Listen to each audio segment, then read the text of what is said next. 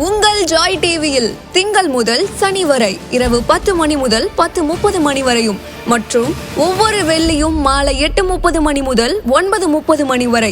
செங்கடல் இருந்தாலும் வைப்பண்டா ஒரு ஸ்டெப்பு முன்னாடி, எரிகோ வந்தாலும் வைப்பண்டா ஒரு ஸ்டெப்பு முன்னாடி, யோர்தான் வந்தாலும் வைப்பண்டா ஒரு ஸ்டெப்பு முன்னாடி, கோலியாத்து வந்தாலும் வைப்பண்டா ஒரு ஸ்டெப்பு முன்னாடி, பின்னாடி மட்டும் வச்சிட மாட்டேன்.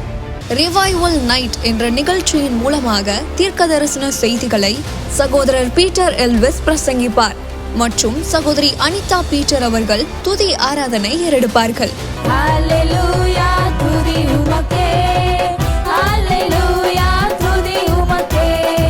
மனிதர்களின் வார்த்தையால் பாதிக்கப்பட்டது போதும், கடவுளின் வார்த்தையால் பாதிக்கப்படுவோம் வாருங்கள்.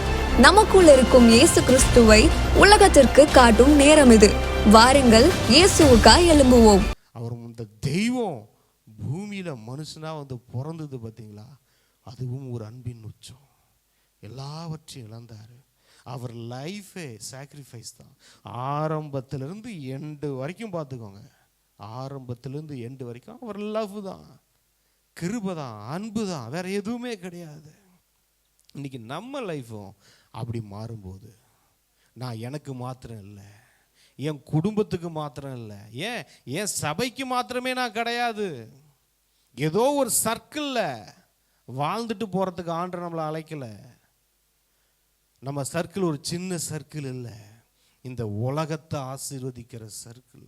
யோசேப்புக்கு ஒரு சின்ன சர்க்கிள் இருந்துச்சு, அந்த சர்க்கிள் ஆண்டவருக்கு பிடிக்கல. டே இந்த சர்க்கிள் உன் சர்க்கிள் இல்லைடா, உன் சர்க்கிள் என்ன ஆண்டவர்? என் சர்க்கிள் பூமியோட சர்க்கிள் என்ன, அது தாண்டா உன் சர்க்கிள் அப்படின்னாரு.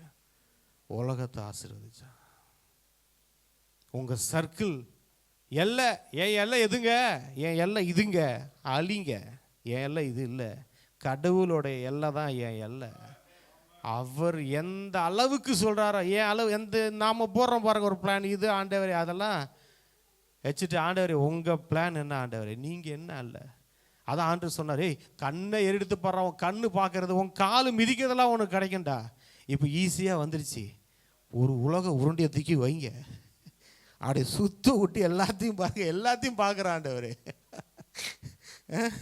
எல்லாத்தையும் பார்த்துடுறேன், எல்லா நாடும் எல்லா இது எல்லாத்தையும் பார்க்கணும் பாருங்க, உட்காந்த இடத்துல இருந்தே. பாருங்க வசனம் சொல்லுது, தேவன் தம்பில் அன்பு கூறுகளுக்கு அவர் ஆயத்தம் பண்ணினது தெரியுமா. சரிங்க, இப்போ இந்த ரிலேஷன்ஷிப்பில் வரோம், இப்போ வந்த உடனே ஆண்டவருக்கு ஆயத்தம் பண்ணினது எப்படி இருக்குங்க அப்படின்னு கேட்குறீங்களா? இது வரைக்கும் நீங்கள் பார்த்துருக்கவே மாட்டீங்க. இதில் 2 விஷயம் சொல்கிறேன். கண் காணவில்லைனா, ஒன்று இந்த ரிலேஷன்ஷிப் சரியில்லாததுனால நிறைய விஷயங்கள் நம்ம பார்க்காம இருக்கிறோம். இதுதான் இப்படி தான் இருக்குது, எதுவும் கிடைக்க மாட்டேங்குது, எதுவும் அப்படி ஏறுற மாதிரி தெரியல. இங்கே உறவு சரியில்லை. உறவு சரியானாதான் சரியாகும், எல்லாம் சரியாகும். கரண்ட் ஒயரு கட் ஆயிடுச்சு, கரண்ட் பாஸ் ஆகலை, திரும்ப முடிச்சு போட்டு டேப் அடிச்சு விடுங்க, சரியாயிடும், எல்லாம் சரியாயிடும். அவங்க பாருங்க, அவர் என்ன சொல்றாரு, கண் காணவும் இல்லை, காது கேட்கவும் இல்லை. இங்கே பாருங்கள், உங்கள் வாழ்க்கையில் இந்த வருஷம் 2026 சொல்கிறேன், உங்கள் கண்ணு இது வரைக்கும் பார்க்காத நல்ல காரியங்களை நீங்கள் பார்ப்பீங்க. உங்களுக்கு ஆண்டவர் வச்சிருக்கிற எல்லா ஆசீர்வாதங்களும் நீங்கள் பார்ப்பீங்க. உங்கள் கண்ணு இது வரைக்கும் பார்த்தது டிஃப்ரெண்ட்டாக இருக்க போகுது. உங்கள் லைஃப்பில் சொல்கிறேன், உங்கள் குடும்பத்தில் சொல்கிறேன், நீங்கள் பார்த்ததே வேற மாதிரி பார்ப்பீங்க. இனிமேல் நீங்கள் பார்க்காத நன்மைகள் வரும். நீங்கள் காதில் நல்ல செய்தி வரப்போகுது. நிறைய பேர் ஃபோன் காலர் எடுத்து காதில் வைப்பீங்க, என்னது அப்படியா சோத்திரம் அல்லேலூயான்னு குதிப்பீங்க. அப்படி நீங்கள் இது வரைக்கும் கேட்காத நல்ல செய்திகள் வருகிறது, தூர தேசத்துலேருந்து வரும். நிறைய பேருக்கு நல்ல செய்தி கேட்டு கொஞ்சம் நாளாச்சு பிரதர், இந்த ஃபோனை எடுத்தாலே ஏதாவது ஒன்று வந்துக்கிட்டு இருக்கு அப்படின்னு சொல்கிறீங்களே. நல்ல செய்தி ஆண்டவர் சொல்கிறாரு, நல்ல செய்தி உங்கள் காது கேட்கும், உங்கள் கண்ணு பார்க்கும். உங்கள் கண்ணு முதல்ல நம்ம நல்லா இருந்தால் தாங்க அதுக்கப்புறம் நம்ம ஊழியம் நல்லா இருக்கும், அதுக்கப்புறம் இந்த ஊர் நல்லா இருக்கும், இந்த நாடு நல்லா இருக்கும். இந்த ஊரும் நாடும் நல்லா இருக்கணும்னா முதல்ல நம்ம நல்லா இருக்கணும் பாருங்கள். நம்ம நல்லாமல் இருந்துட்டு ஊருக்கு போய் உபதேசம் பண்ணி என்ன சொல்லுவாங்க? வீட்டில் உன் பிள்ளையே வீட்டில் இப்படி இருக்கு, நீ என்னையா ஊருக்கு உபதேசம் பண்ணுற அப்படின்னு சொல்லுவாங்க பார்த்தீங்களா? அந்த காலத்தில் அந்த மாதிரி தான் முதல்ல ஆண்டவர் நம்மளை சரி பண்ணுறாரு. ஒன்றை அவர் நாமத்துக்கு எதுவும் வந்துடக்கூடாது. உன் லைஃப்பை பிளஸ் பண்ணி ஒன்றை ஆசீர்வதிச்சு அவரோட உறவை சரி பண்ணி அப்புறம் நம்மளை கொண்டு போய் ஜாதிகளுக்கும் தேசங்களுக்கும் ஆசீர்வாதமான ஒரு பாத்திரமாக மாற்றுறாரு. அதான் சொல்கிறேன், நீங்கள் பார்க்காததை பார்ப்பீங்க, நீங்கள் கேட்காததை கேட்பீங்க. அடுத்த ஒரு வசனம் இருக்கு, வார்த்தை அவர்கள் இருதயங்களில், இங்கே பாருங்களேன், அவைகள் மனுஷனுடைய இருதயத்தில் தோன்றவும் இல்லைங்க. பாருங்க, மனுஷன் மாத்திரம் நீங்கள் கற்பனையே செஞ்சு பண்ணி பார்க்க முடியாத ஆசீர்வாதங்கள் வருது. நீங்கள் கற்பனை நீங்கள் ஒரு கற்பனை பண்ணுவீங்களா? ஆண்டவரே எனக்கு ஒரு வீட்டை சுற்றி தோட்டத்தில் ஒரு 4 காரு, அப்படியே நான் நடந்து வந்தேனா, அப்படியே எனக்கு செல்வ செழிப்பு, அப்படியே ஒரு நான் பூத்து குலுங்குற வாழ்க்கை, எனக்கு ஒரு சபை, அதில் ஒரு 1000கள், நான் அப்படியே என்னென்ன ஆசைப்பட்டிருப்பீங்களே. ஆண்டரை மச்சி என்ன இவ்வளோ கம்மியாக யோசிச்சுட்டு ஏன் புள்ள சார் ஆண்டர் அவர் நீ என்னது மனுஷனோட இருதயத்தில் தோன்றவே இல்லையா? இது வரைக்கும் தோண்டி இருக்குல்ல, நம்ம நினச்சிட்டு இருக்கோம் ஆண்டவர் இவ்வளோ கேட்குற ஆண்டவர், நீங்கள் செய்யவே மாட்டேங்கிறீங்க ஆண்டவர். இதுக்கு போய் அழுதுகிட்டு கிடக்குது பாரு. நான் என்னென்ன பிளான் வச்சுருக்கிறேன், நான் என்னென்ன திட்டம் வச்சுருக்கிறேன். நான் ஒன்று சொல்லட்டுமா? இப்போ ஒன்று நினச்சிக்கிட்டு இருக்கீங்களே, இப்போ ஒன்று பிளான் பண்ணிட்டு இருக்கீங்களே, அதுக்கும் மேலே 1000 மடங்கு கோடி மடங்கு ஆண்டவர் உங்கள் வாழ்க்கையில் செய்வார். நான் சொல்கிறேன், இப்போ நீங்கள் ஆண்டவர் கொடுக்க போகிறது என்ன தெரியுமா? நீங்கள் நினச்சிக்கிட்டு இருக்கோங்களே, அதுக்கு மேலே, அது இல்லைன்னு நான் சொல்ல வரல, அது இன்னொன்று சொல்கிற பாருங்க, அது தோன்றவே இல்லைங்க உங்கள் இருதயத்தில்.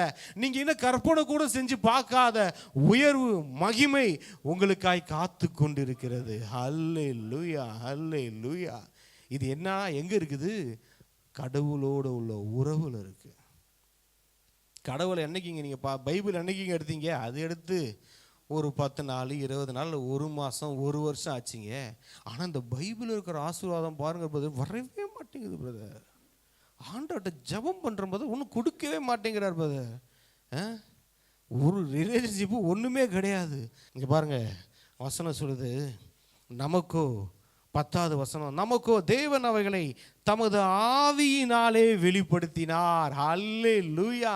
இந்த ஆவியோட உள்ள உறவு இல்லை, ஆவியானவரை உள்ள வாசம் செய்கிற ஆவியானவர் தான் உங்களுக்கு எல்லாத்தையும் வெளிப்படுத்துவார். உங்களுக்கு என்னென்ன இருக்குது, உங்களுக்கு என்னென்ன வச்சிருக்கிறேன், இது எப்படி பிரதர் நான் தெரிஞ்சுக்கிறது, நான் எப்படி பிரதர் அப்படின்னா, ஆவியானவர் உங்களுக்குள்ள வாசம் செய்கிற கடவுள், அந்த கடவுள் உங்களுக்கு வெளிப்படுத்துவார். இங்க பார், உன் கண்ணு பார்க்காத ஒன்று அங்கே இருக்கு பார், உனக்கு வச்சிருக்கிறான் பார் அப்படின்னுவாரு. உன் காது கேட்காத நல்ல செய்தி அங்கே பார், அங்கே வச்சிருக்கிறான் பார் அப்படின்னுவாரு. உன் இருதயத்தில் தோன்றாத காரியம், மனுஷனுடைய இருதயம், இந்த உலகத்தில் இது வரைக்கும் பிறந்திருக்கிற மனுஷன், பிறக்க போகிற மனுஷன், அது எந்த மனுஷனாக இருந்தாலும் அவன் இருதயத்திலேயே தோன்றாத ஒரு காரியத்தை இங்கே இருக்கிற ஒவ்வொருத்தரை கொண்டு ஆண்டவர் செய்வார். அல்லேலூயா. அதுதான் கடவுள். நான் நினைக்கிறத செய்கிறதுக்கு என்னங்க, அது ஏன் சக்தியே செஞ்சுட்டு போயிடுங்க. நான் நினைக்கிறத செய்கிறதுக்கு, என் கையில் இருக்கிற காசை வச்சு வாழ்கிறதுக்கு, என் கையில் பேங்க் அக்கௌண்ட்டை வச்சு வாழ்கிறதுக்கு, அதுக்கு எதுக்குங்க? அதுக்கு என்னங்க விசுவாசம்? ஆண்டவர் என்ன சொல்கிறாருன்னா, எப்பா உன் கண்ணு காணாதது, உன் காது கேட்காதது, உன் இருதயத்தில் நீ சிந்திக்கவே முடியாதது, இந்த உலகத்தில் பிறந்தவன் வாழ்ந்தவன் இதுக்கப்புறம் பிறக்க போகிறவன் இவன் அத்தனை இருதயமும் உணராத ஒரு காரியம் உங்கள் வாழ்க்கையில் வருது. இங்கே பாருங்கள், வசனம் சொல்லுது, நமக்கோ தேவன் அவைகளை தமது ஆவியினாலே வெளிப்படுத்தினார். அந்த ஆவியானவர் எல்லாவற்றையும் தேவனுடைய ஆழங்களையும் ஆராய்ந்திருக்கிறார். அல்லேலூயா. ஏன் தெரியுமா? நம்ம ஆவியானவருக்கு காட்ஸோடைய சீக்ரெட்ஸ் தெரியும். காட்ஸோடைய சீக்ரெட்ஸ் தெரியும், ரகசியங்கள், கடவுளின் ரகசியங்கள் தெரியும். பழைய ஏற்பாட்டில் பார்க்கலாம், நீங்கள் நல்லா யோசிச்சு பாருங்கள். ஒரு காரியம் ஆவியானவர் வந்து செய்கிறதுக்கு முன்னாடி அந்த காரியம் அந்த பூமியில் நடந்தே இருக்காது. அது புதுசாக இருக்கும். ஒவ்வொரு தேவ மனுஷ வாழ்க்கையில் எடுத்துக்கோங்க. செங்கடல்லேருந்து ஆரம்பிக்கிறீங்களோ இல்லைன்னா ஆரம்பத்தில் அவர் வானத்தையும் பூமியும் சிருஷ்டித்தார்லேருந்து கூட ஆரம்பிச்சுக்கோங்க. அங்கேருந்து ஆரம்பிங்க. அதுக்கு முன்னாடி அந்த மாதிரி ஒன்று நடந்திருக்காது.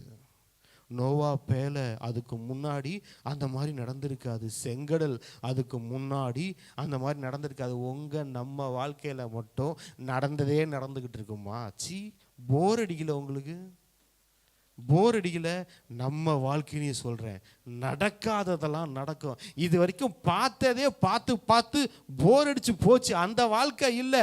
பார்க்காததை பார்க்க போகிறோம், கேட்காததை கேட்க போகிறோம், அனுபவிக்காதது எல்லாத்தையும் நம்ம அனுபவிக்க போகிறோம். இதுக்கு தான் கிறிஸ்து உங்களுக்குள்ளே வந்தார், எனக்குள்ளே வந்தார். நமக்குள்ளே வாழுகிற தெய்வம் அவர் என்ன செய்கிறாருன்னா, உங்களுக்கு அவர் வெளிப்படுத்துகிறார். உங்களுக்கு என்னென்ன வச்சிருக்கார் இந்த வருஷம் பாருங்க. உங்களுக்கு ஆண்டவர் என்னென்ன வச்சிருக்காரோ எல்லாத்தையும் வெளிப்படுத்த போகிறார். எல்லாத்தையும் காட்டிடுவார். இப்பயும் என்ன செய்றாரு? காட்டுறாருப்பா. அங்கே பாருப்பா, ஒரு 5 கிலோ கோல்டு இருக்குப்பா. நம்ம ஆளுங்க நீங்கள் போய் எடுக்காமல் இருப்பீங்க, முண்டி அடிச்சுட்டு ஓடுவீங்களா? அடாடாடாடா, கோல்டு 5 கிலோ கோல்டு இருக்குது. இருக்குதா? இருக்குடா ஆண்டவரே. அப்படி யாராவது ஒரு மகா பரிசுத்தவான் இருக்கீங்களா? யாராவது? இருக்கட்டும் ஆண்டவரே அப்படின்னு யாரும் சொல்கிறதில்ல.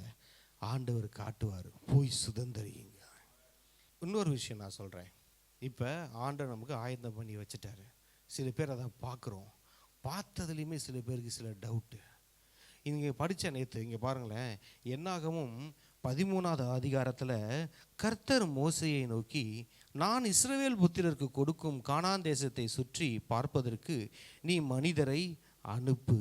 ஓகே, 18வது வசனம் பாருங்களேன். தேசம் எப்படிப்பட்டதென்றும் அங்கே குடியிருக்கிற ஜனங்கள் பலவான்களோ பலவீனர்களோ கொஞ்சம் பேரோ அநேகம் பேரோ. ஆண்டவர் தான் கொடுக்குறேன்னு சொல்லிட்டார்ல. ஆண்டவர் கொடுக்க போறாரு. கொஞ்சம் பேரை கொண்டாகிலும் அநேகம் பேரை கொண்டாகிலும் ரட்சிக்கிறதுக்கு தடையே இல்லை. அவங்க பலவான்களாக இருந்தான்னு பலவீனர்களாக இருந்தா அதுக்கு உனக்கும் பிரச்சனையே கிடையாது.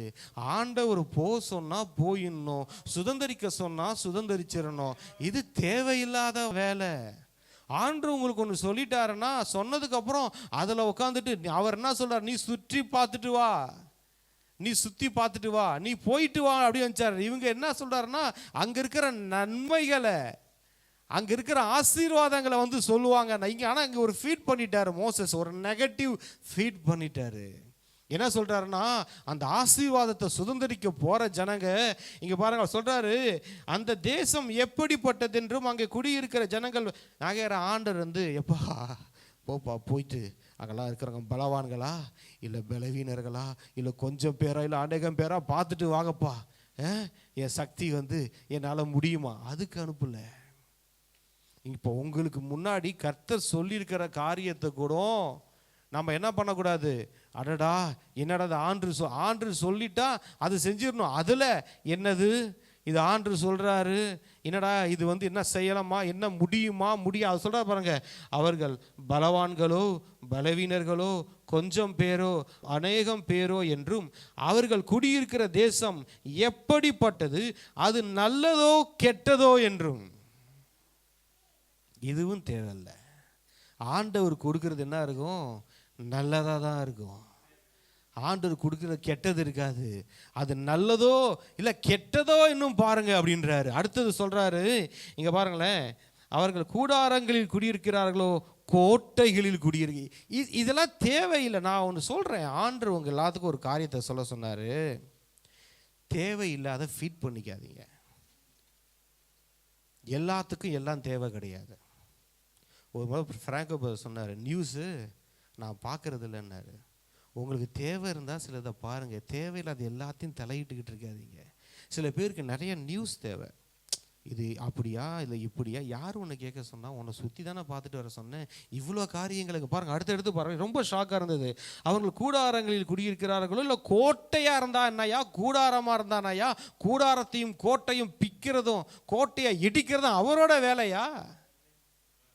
அவங்க பலவான்களா இருந்தா என்னையா, பலவீனரா இருந்தா என்னையா, அதுவும் தப்பு.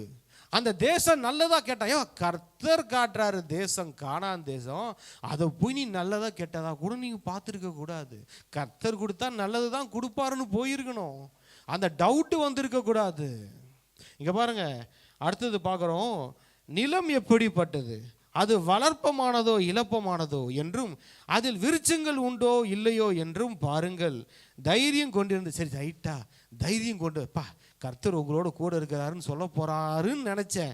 பார்த்தீங்களா, தைரியம் கொண்டிருந்து தேசத்தின் கனிகளில் சிலவற்றை கொண்டு வாருங்கள் என்றான். ஒரு காரியத்தை கர்த்தர் ஆசீர்வதிச்சு வச்சிருக்கிறத எப்படி பார்க்கணும்னு ஒன்று இருக்கு பாருங்க. எப்படி பார்க்கணும்னு ஒன்று இருக்குது. நான் சொல்றேன், உங்களுக்கு தேவையில்லாதுன்னா தேவையில்லைன்னு விட்டுடுங்க.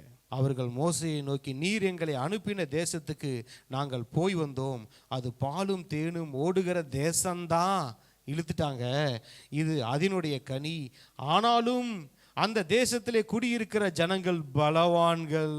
முடிஞ்சதா சொல்லிங்க?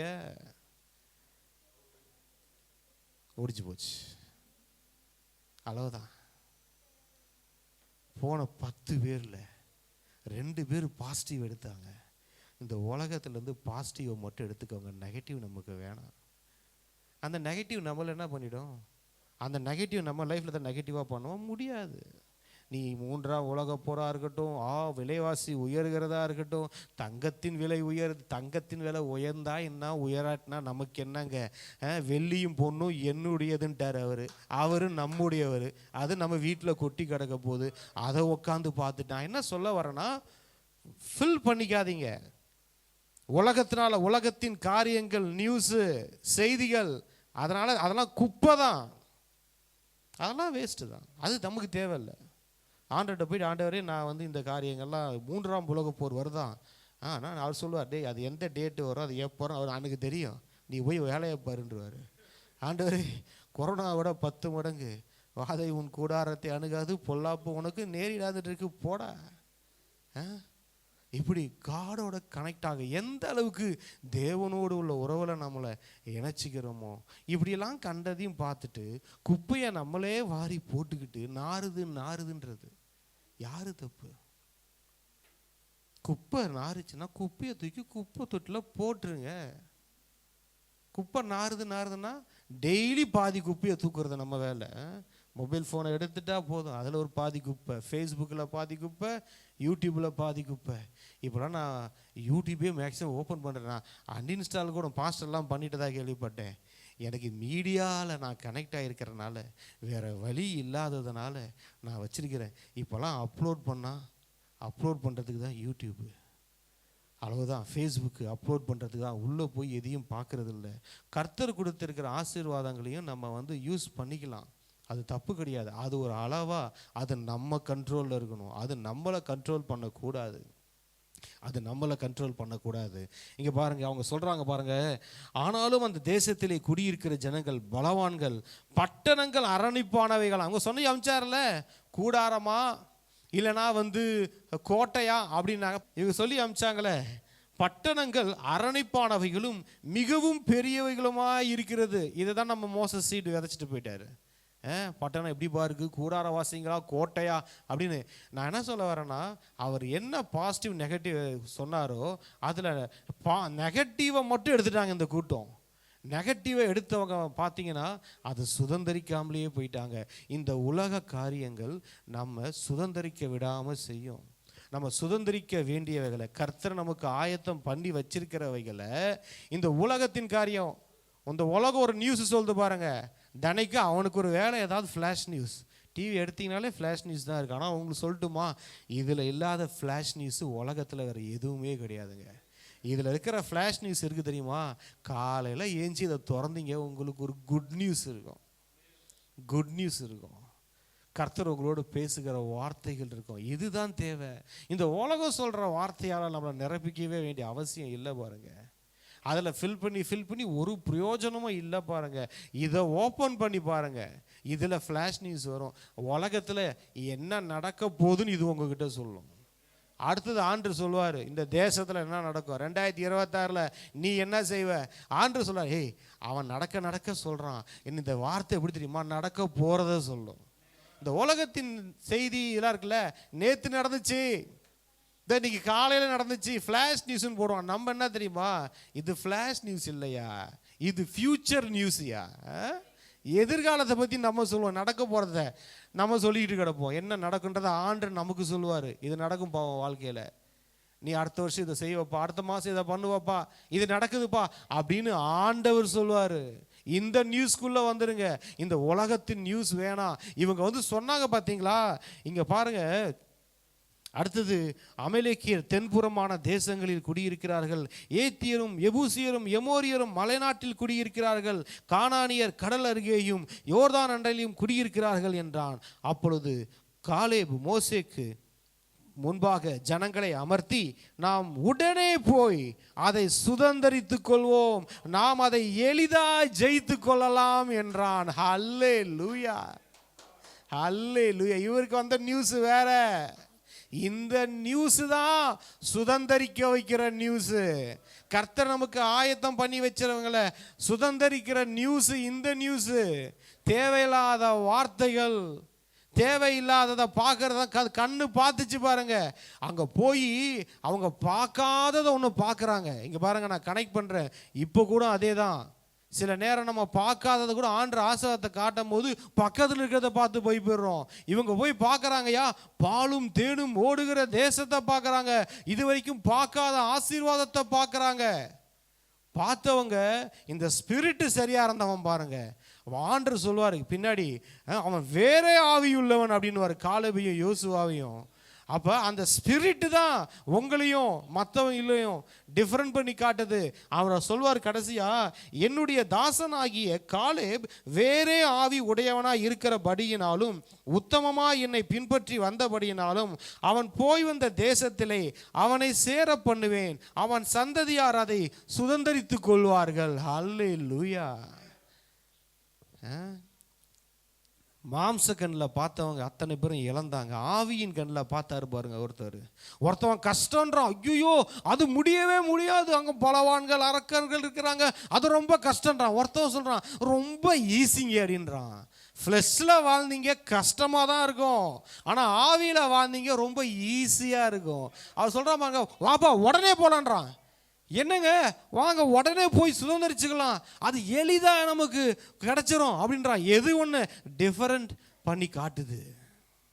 எது காட்டுது? உள்ள என்ன இருக்குதோ அதுதான் காட்டும்.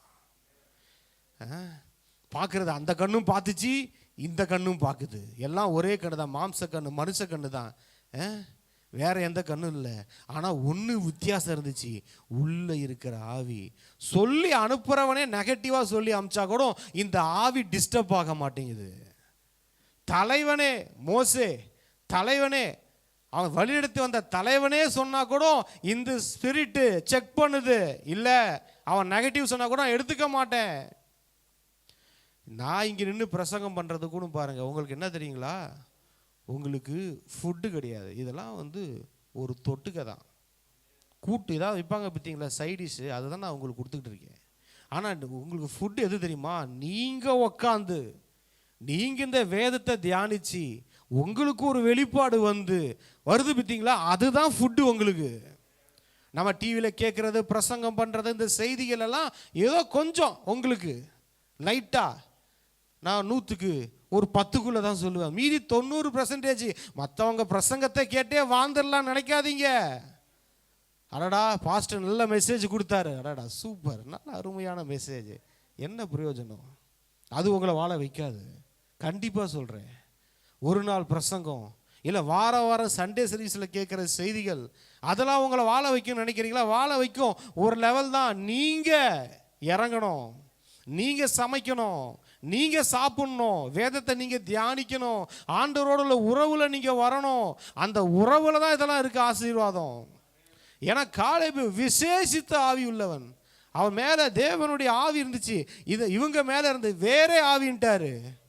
அது என்ன பரிசுத்த ஆவி. அப்போ இவங்க மேலே இருந்த ஆவி என்ன ஆவி? மாம்சத்தின் படி பார்க்குற எல்லா ஆவியும் அந்த ஆவிதான். பரிசுத்த ஆவியானவர்களை பார்க்க ஆரம்பிச்சிட்டோம். மாம்ச கண்ணு பார்த்து எதுக்கெல்லாம் பயப்படுதோ இந்த ஆவியின் கண்கள் ஈஸியாக எல்லாத்தையும் சுதந்திரிக்கும். எல்லாம் கொஞ்சம் எழுந்து நிற்கலாமா? நன்றி ஆண்டவரே, நன்றி ஏசப்பா, நன்றி செலுத்துகிறோம். உங்கள் வார்த்தைகளுக்காய் நன்றி. இந்த வரப்போகிற வருஷத்தில் டைம் உங்கள் கண்ட்ரோலில் இருக்க போகுது. டைம் உங்கள் கண்ட்ரோலில் இருக்க போகுது. யோசுவா பாருங்கள், ஸ்டாப் பண்ணார். நான் இதை சுதந்திரிக்கிற வரைக்கும் சந்திரனும் சூரியனும் நிற்பதாக அப்படின்னாரு. நின்றுச்சு. இங்கே சொல்கிறேன், அந்த ஆரம்பத்தில் சொன்னார் பார்த்தீங்களா ஆண்டவர், நீங்கள் சுதந்திரிக்கிறத உங்கள் நேரம் கூட தடுக்க முடியாது. அதை டைம் உங்கள் கண்ட்ரோலில் வரப்போகுது.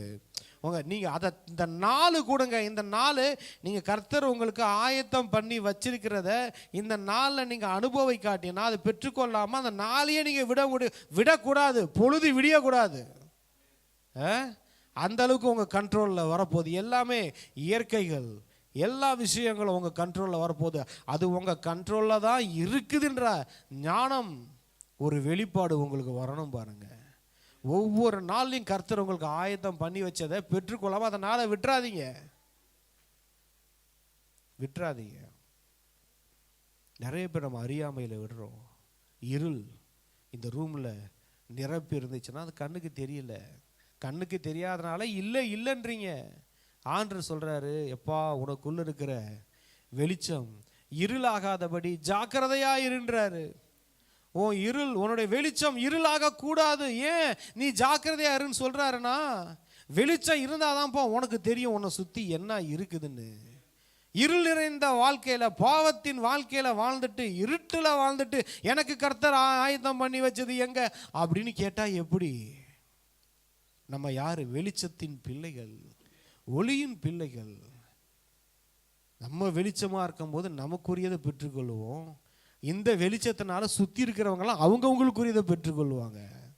அப்படிதான் உங்கள் வாழ்க்கை இருக்க போகுது. நன்றி ஆண்டவரே, நன்றி செலுத்துகிறேன். நன்றி செலுத்த வார்த்தைகளுக்காக நன்றி. நீர் பேசின இந்த வார்த்தைகளுக்காக நன்றி செலுத்துகிறோம். ஷாட்டாலா பாரா ரியாட்டாலா மாராட்டாலா ரியாத்தாரா பாரா ஷாதாரா பாதாரா. ஆண்டவரே, மாம்சம் இல்லை, மாம்சமும் ஆவியும் ஒன்றுக்கொன்று விரோதமாக இருக்குதான். மாம்ச சிந்தை மரணம், ஆவியின் சிந்தையோ ஜீவனும் சமாதானமும். அதுதான் வசனம் சொல்லுது. ஆனபடியால் கிறிஸ்து இயேசுவுக்கு உட்பட்டவர்களாக இருந்து மாம்சத்தின்படி நடவாமல் ஆவியின்படியே நடக்கிறவர்களுக்கு ஆக்கினை தீர்ப்பு இல்லை. ரோமர் 8:1 சொல்லுது. ரோமர் 8 எடுத்து படிச்சிங்கனாலே தெரியும். எஸ், கிறிஸ்து இயேசுவுக்கு உட்பட்டவர்களாக இருந்து நம்ம மாம்சத்துக்கு அடிமைகள் இல்லை பாருங்க. பவுல் சொல்றாரு, நான் மாம்சத்தின்படி நடப்பதற்கு நான் மாம்சத்துக்கு அடிமை கிடையாது, நான் சின்னுக்கு அடிமை கிடையாது, நான் ஹோலினஸுக்கு அடிமை, பரிசுத்தத்துக்கு அடிமை. நான் கிறிஸ்துவுக்கு, எஸ், கிறிஸ்துவின் பிள்ளைகளாக நம்ம இருக்கிறோம். எஸ், நம்ம மாம்சம் நம்ம கண்ட்ரோல் பண்ணலை, இந்த மாம்சத்தை நம்ம கண்ட்ரோல் பண்ணுகிறோம். நன்றி செலுத்துகிறோம் ஆண்டவரே, நன்றியை செலுத்துகிறோம். இன்றைக்கு நீர் எங்களோடு பேசின வார்த்தைகளுக்காக நன்றி ஆண்டவரே. நீங்கள் பார்க்குற மாதிரி பார்த்தாதான் எங்களுக்கு நீங்கள் வச்சிருக்கிறவைகளை நாங்கள் சுதந்திரிக்க முடியும். எஸ் லார்ட், எங்கள் காதுகள் ஆண்டவரே இது வரைக்கும் கேட்காத நல்ல செய்திகளை கேட்க போது, எங்களுக்குரிய காணான்களை அங்கே இருக்குது அப்படி சுதந்திரிச்சுக்கோங்கன்னு சொல்ல போது, எங்கள் கண்கள் காணான பார்க்க போது, ஆண்டவர் காணான காட்டும் போது உங்களுடைய மாம்சம் சொல்கிறத கேட்டுறாதீங்க. அங்கே அரக்க இருக்கிறான், இல்லை கிறுக்க இருக்கிறான், அதெல்லாம் தேவையில்லை நமக்கு. அந்த நியூஸ் தேவையில்லை. ஆண்டவர் சொல்கிறாரு, காணான் இருக்கு, போய் எடுத்துக்கோ. போய் சுற்றி பார்க்க தான் அனுப்பிச்சாரு. போய் அங்கே இருக்கிற குறைகளை பேசுகிறதுக்கு அனுப்பலை கானானுக்கு. அங்கே இருக்கிற மற்ற காரியங்களை பேச அனுப்பலை. அங்கே கானான் நல்லது. அந்த ஆசீர்வாதத்தையே செக் பண்ணி பார்த்தாங்க. நிலம் எப்படி இருக்குமோ அப்படி இருக்குமோ. அந்த கதைலாம் தேவையில்லைங்க. அந்த கதை எதுவுமே தேவையில்லை. உலகம் சொல்லுகிற எந்த கதையும் வேணாம். இந்த வேதம் சொல்லுகிறத பார்ப்போம், வேதம் சொல்லுகிறபடி வாழ்வோம். நன்றி ஏசப்பா, நன்றி. வார்த்தைகள் 100 மடங்காய் ஒவ்வொரு வாழ்க்கையிலும் அப்பா அறுவடை செய்ய கர்த்தர் கிருபை செய்ய. இந்த கிறிஸ்மஸ் நாட்களில், நியூ இயர் நாட்களில் அப்பா விசேஷித்த அப்பா ஆசீர்வாதத்தை ஜனங்களுக்கு கட்டளையிடுங்க. எத்தனையோ பேர் ஆண்டவரே ஏழைகள் ஆண்டவரே, இந்த நேரத்தில் மனம் வருத்த அடைஞ்சிடக்கூடாது. உங்களுக்கு உண்மையாய் ஊழியம் செய்கிற ஜனங்கள் ஆண்டவரே இந்த நாட்களில் கையில் யாரும் காசு இல்லாமல் இருந்துடக்கூடாது. ஆண்டவரே, விசேஷித்த ஆசீர்வாதத்தினால் ஆசீர்வதிங்க. எல்லாரும் சந்தோஷமாக இருக்கணும். தேவ ஜனங்கள் எல்லாரும், தேவ பிள்ளைகள் எல்லாரும் நல்லா சந்தோஷமாய் ஆண்டவர் இந்த கிறிஸ்மஸை செலிப்ரேஷன் பண்ண கர்த்தர் கிருபை செய்யுங்க. தடைகள் விலகட்டும். இயேசுவின் நாமத்தில் ஜெபிக்கிறோம் எங்கள் நல்ல பிதாவே. என் ஆத்துமாவே கர்த்தரை ஸ்தோத்திரி, என் முழு உலமையோட பரிசுத்த நாமத்தை ஸ்தோத்திரி. என் ஆத்துமாவே கர்த்தரை ஸ்தோத்திரி. கர்த்தர் செய்த சகல உபகாரங்களையும் மறவாதே. கர்த்தராகிய ஆண்டவராகிய இயேசு கிறிஸ்து கிருபையும் பிதாவாகிய தேவனுடைய அன்பும் பரிசுத்த ஆவியானவருடைய அன்னுனிய ஐக்கியமும் நம் அனைவரோடும் கூட இன்றும் என்றும் சதா காலமும் இருப்பதாக. ஆமென், ஆமென்.